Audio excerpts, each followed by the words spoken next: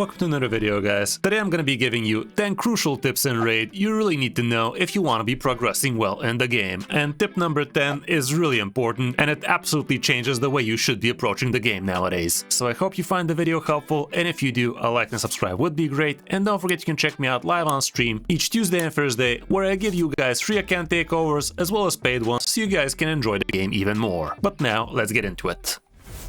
Tip number 0 is gonna be, you really need to be starting the game with a premium download link right now if you want to be getting yourself a ton of extra goodies as soon as you start. I see so many players ask, what should I be progressing with? I just started Raid, and they show me their roster and they literally have like a few worthless rares, some random epics, and no legendaries, and I'm like, why the hell didn't you start with a premium download link, man? You literally missed yourself 2 good legendaries as well as 3 premium epics right now. Might as well just restart, so do yourself a favor. Start Raid the right way and support the channel for free by doing so. And right now my premium download link is gonna start you off with Fallen Foulbeard, which is top tier, and you're also gonna get yourself 3 amazing epics like Rector Draft, Stag Knight, and Farrakhan the Fat, which are all absolutely amazing right now. You're also gonna have 48 hours to use the promo code section for one of these amazing promo code champions, and personally I would either be picking the Hanorok or Kitty Cut, or heck, even the new fusion champion that just got released with these promo codes, but the choice is yours. And you also have time to actually get yourself a free Ezio, which also is absolutely top tier.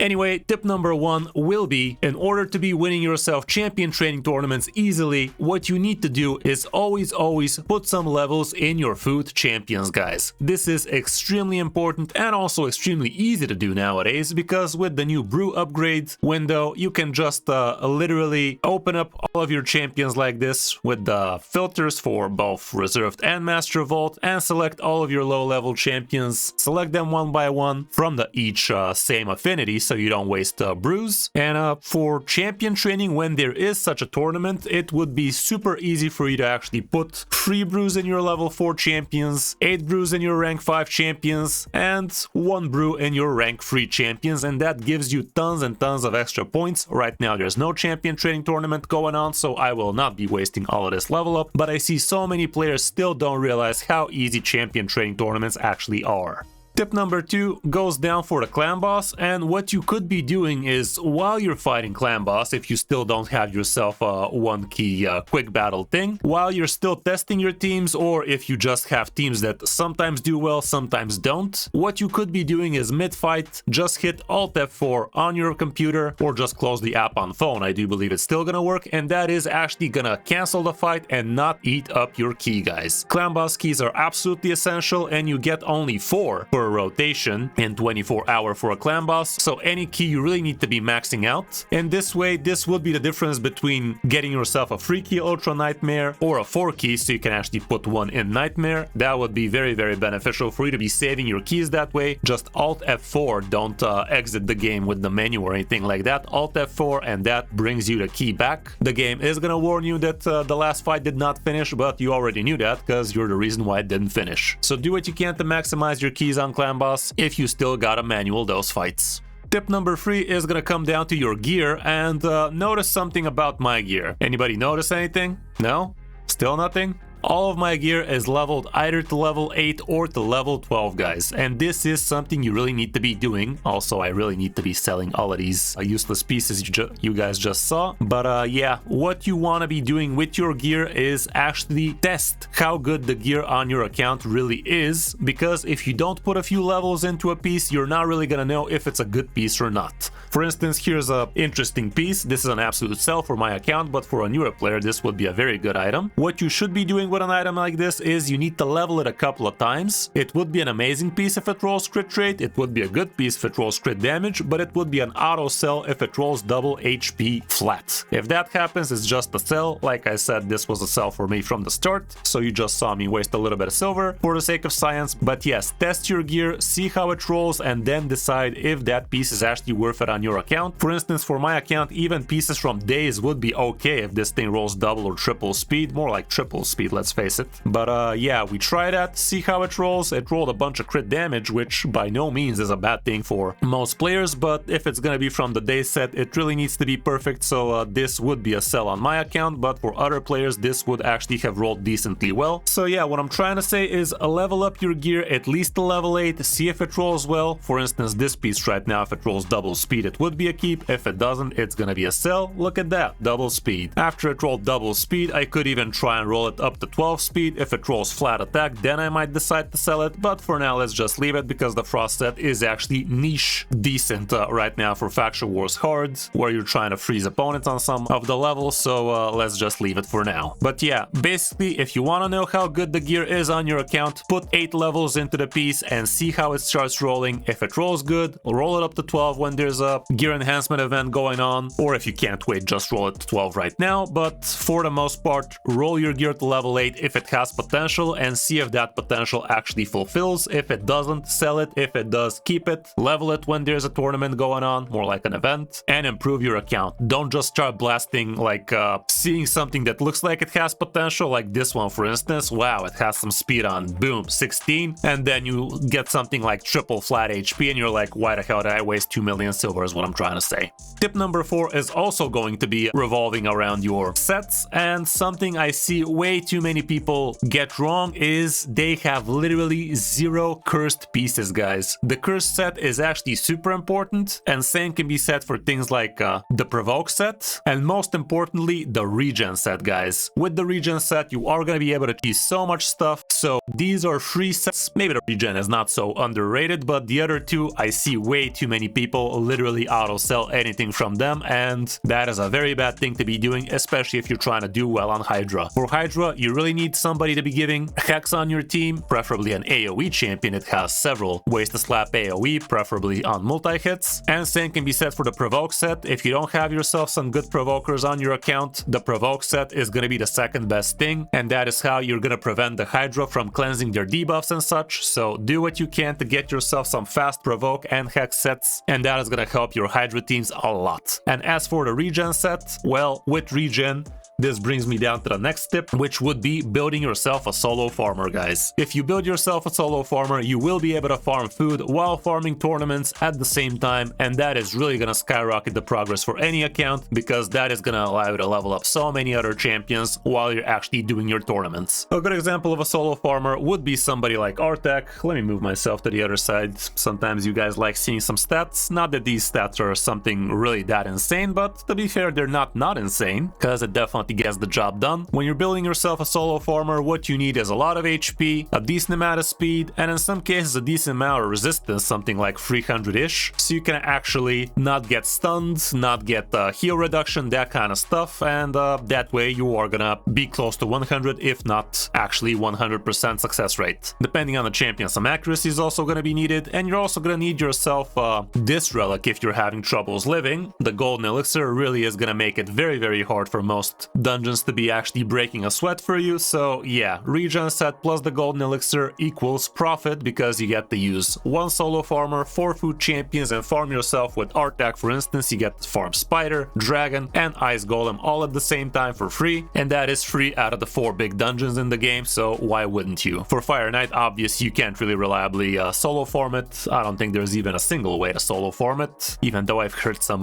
myths about it, but yeah, not really. Other champions that work as solo farmers would be people like Theodore, which brings a lot of poisons. Venomage, I've heard people actually have success with. Eurogrim definitely works. I think Stuck is also gonna work if you build him nice and HP tanky with his poisons and such. But yeah, basically you could be googling your champions and see if some of them have some solo farm potential. You would be surprised. Some are obviously faster than others, but for the most part, most accounts do definitely have themselves a solo farmer. They might just not realize it yet. Like heck, even Mishak could be a solo farmer. Tip number 6 is another very important one, which is do not pull your shards just because you're feeling lucky. Save them for when there's actually some good events, guys. And I'm not talking about good events like double chances of pulling a legendary from ancients, voids, or sacreds. I'm talking about actual good events like fusions, like guaranteed champions, that kind of stuff where you really know what you're gonna be getting. Because if you just pull your shards randomly here and there, especially right now, would be the worst time to be pulling, because what the hell are we pulling for? There's not even a single event going on. So do yourself a favor, always save your shards for when there's a good event going on, which you know you will be finishing. That is a very important thing as well. Most of the time you could be doing some math and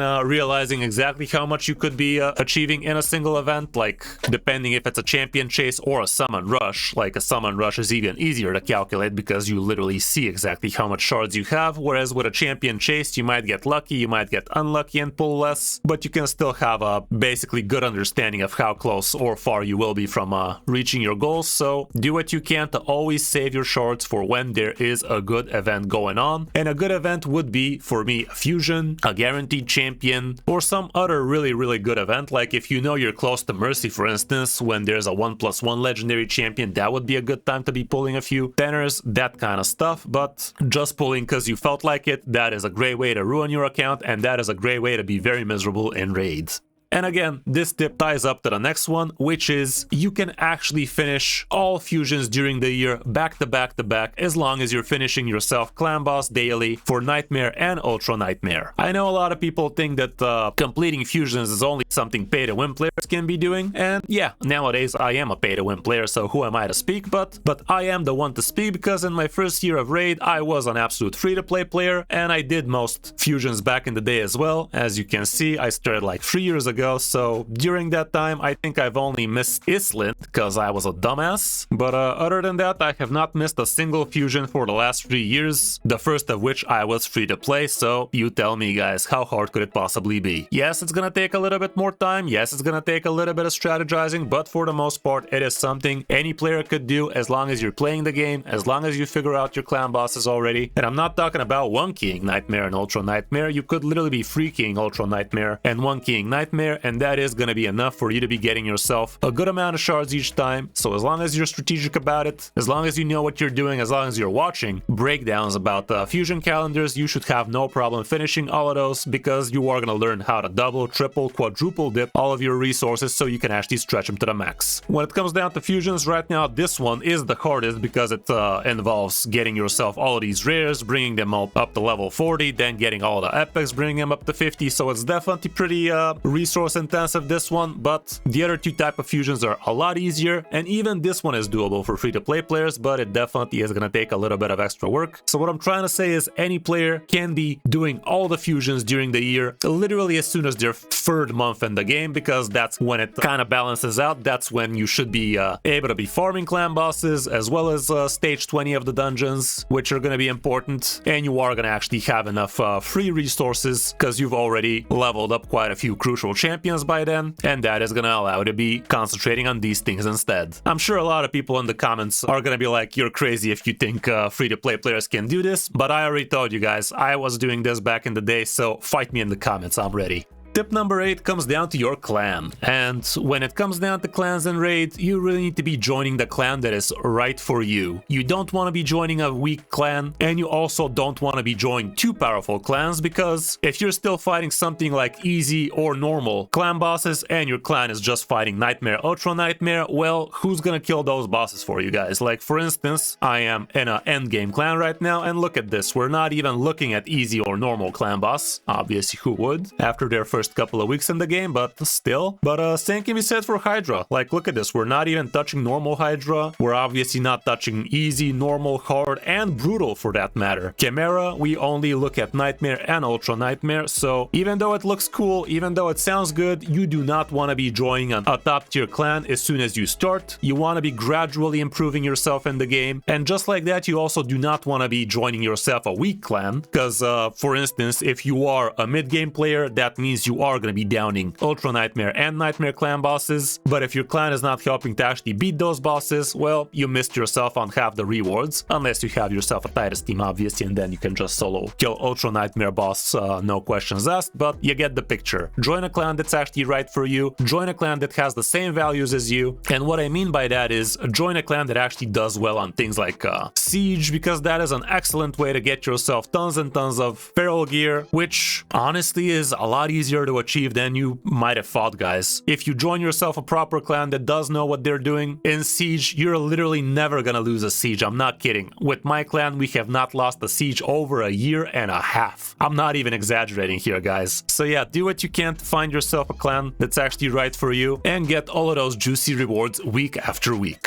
Another really important tip I see so many players get wrong would be coming down to the dungeons, and a lot of the time people actually think that farming stage 25 dungeons is better than farming stage 20, and the results are wrong for that. You always want to be farming stage 20 of any tournament dungeon, especially because that is going to give you the biggest return on tournament points, and it's also going to give you 6-star gear, almost the same rates as the stage 25 would, but for a lot less energy. Like this one costs 16 energy, this one costs 20, and the difference between the rates of gear that's going to be dropping is minimal, so effectively you're actually going to get yourself more 6-star items if you're farming stage 20 just because you get more energy to stretch through more runs. However, if you really care about the gear out of the dungeon you're farming, for instance right now it's a good example because we have 2x on speed gear, which is something any player should be farming a lot of. Even endgame players are still farming speed gear to the max because it's really the best when it comes down to going fast, or at least it's close to the best, but still. And in that case, if you really want to be getting the best chance to get yourself good gear, it would be best to be farming stage 10 hard. But before you can farm stage 10 hard, it's probably just best to stick with stage 20 normal and get yourself a good amount of points, a good amount of return on investment for your energy, and still decent gear. But if it's mythical speed gear you want, well, stage 10 hard would be the best because all of the hard stages do cost 20. Heck, even stage 25 costs 20, as you guys can see. So if you're gonna be paying 20 energy, might as well get the biggest, bestest odds. Even though the chances are still pretty minimal, it's still the best chances you can get. And this goes the same for anything really, for Ice Golem, for Spider's Den, for Fire Knight. If you're gonna be farming hard, might as well farm hard 10. If you're not, just farm 20 normal, and that is gonna be as close to good as it gets. When it comes down to tournaments, I still believe that stage 20 normal gives you better return on tournaments, for the most part at least. And the last tip I already teased is probably the most important one nowadays, would be coming down for your champion gear presets, guys. When it comes down to raid nowadays, after they remove the cost of actually swapping out gear, the most important thing you could be doing for your account would be to get yourself a bunch of good global presets for your champions. This way you get to actually swap around your best gear from your best champions to not so good champions, just for the sake of passing some annoying restricted content, just for the sake of getting yourself the biggest, best results on your Hydra, on your Chimera, that kind of stuff. And after you're done with that particular area, you just return all of your gear back to your champions. And even though it's a little bit tedious, nowadays that is just the way you should be playing the game, and this makes it a lot easier to actually sell some not so amazing gear for your account, just in order to keep yourself only the best of the best and just swap that best of the best gear across all of your champions. And this is something you should be doing on the daily. Like, look at this right now, my freaking Toshiro misses half his items because I'm using those pieces on somebody else right now. I constantly swap out my Marius gear from PvP to PvE. I constantly give up